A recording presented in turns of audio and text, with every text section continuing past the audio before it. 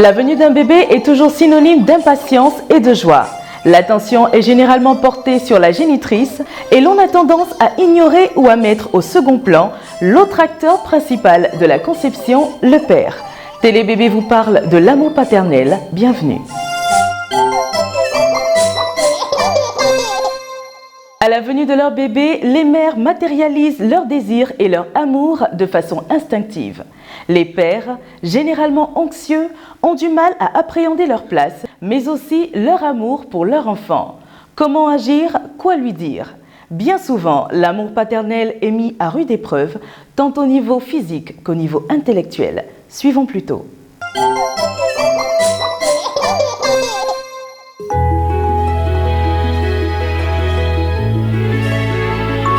Si la mère a pu appuyer son imaginaire sur des changements physiologiques et physiques après la grossesse, le père, lui, a dû se débrouiller tout seul. Dans un premier temps, le sentiment paternel coïncide souvent avec le sentiment conjugal, mais la naissance bouleverse tout. L'accueil d'un nouveau-né, les plaisirs nouveaux apportés par les contacts et les caresses à ce petit être de chair qui sourit, qui pleure, qui s'agite, cette découverte mutuelle est le début de l'amour paternel. Père et mère ont à jouer des rôles différents auprès de l'enfant. Dès sa naissance, le bébé sait qui est l'un et qui est l'autre. Il les reconnaît par l'odeur, par le physique, par la voix. Des observations faites par des experts ont montré qu'ils réagissaient différemment à l'approche de l'un ou de l'autre. À l'écoute de la voix paternelle, l'enfant voûte ses épaules, hausse ses sourcils, on trouve sa bouche et ses yeux s'illuminent. Il est prêt à jouer. Ces observations ont montré encore que le père n'a pas le même comportement avec un garçon et une fille. Dans le premier cas, la relation est plutôt physique. Dans le second, il est de nature protectrice. Ces relations dépendent de l'espace que leur laissera la mère. Le rôle du père étant d'atténuer l'intensité de la relation mère-enfant afin de permettre à ce dernier d'acquérir son indépendance. Le bon équilibre passe sans doute par un partage de toutes les tâches, des plus gratifiantes aux plus matérielles. Dès l'instant où la connexion est établie entre le père et l'enfant, force est de constater que se sentir père est à la fois un nouveau statut, une nouvelle identité, un nouveau départ. C'est peut-être plus difficile que de devenir mère. Aujourd'hui, l'image que représentait le père dans les temps anciens a été complètement bouleversée. Le père autoritaire et celui absent de la vie quotidienne et de l'éducation des enfants est en voie de disparition. De nos jours, le père est à la recherche d'un nouveau statut. Son identité est en pleine mutation. Devenir père, se sentir réellement investi de cette tâche est une prise de conscience qui se produit à des moments différents, selon les sensibilités. Il y a ceux qui le sont dès la réponse positive du test de grossesse, ceux qui pleurent à la première échographie, ceux qui n'y croient qu'à l'accouchement et ceux qui le deviennent en jouant avec leur bébé. Certains hommes se sentent malhabiles dans ce nouveau rôle. Qu'ils sachent que le métier de père, comme celui de mère, s'apprend par l'expérience, le tâtonnement et au prix de nombreuses erreurs. Le plus difficile pour eux est sans doute de faire la part entre leurs occupations professionnelles et leurs nouvelles obligations de père.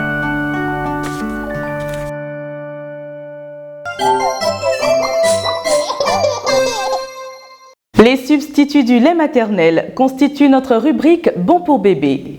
Rejoignons Madame Rabé au service de nutrition du centre El Rafa qui nous en parle.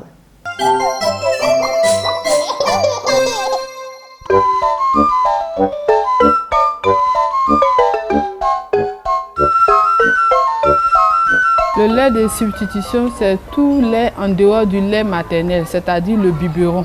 Le seul avantage qu'il a, quand on dit au moment, c'est que la mère voit la quantité de lait que l'enfant prend et l'enfant est programmé. Avec le biberon, l'interaction mère-enfant n'est pas gardée. Pourquoi? Parce qu'avec le biberon, tout le monde peut donner le biberon. Et vous allez voir que la différence entre cet enfant qui prend le biberon et l'enfant qui est au lait maternel, la différence sera de taille. Quand Peut-être la mère va rentrer à la maison, elle ne sera pas accueillie comme celle qui donne son sein. Avec certaines questions, nous pouvons aider la maman à choisir l'option la meilleure. Et ces questions, c'est quoi? C'est les données économiques parce que le lait coûte très cher. Et puis, qu'est-ce que vraiment pousse la mère à faire le choix, par exemple, du biberon? Si ce n'est pas quelque chose d'important, nous l'aidons vraiment à faire le choix le plus aisé, c'est-à-dire de choisir exclusivement le lait maternel.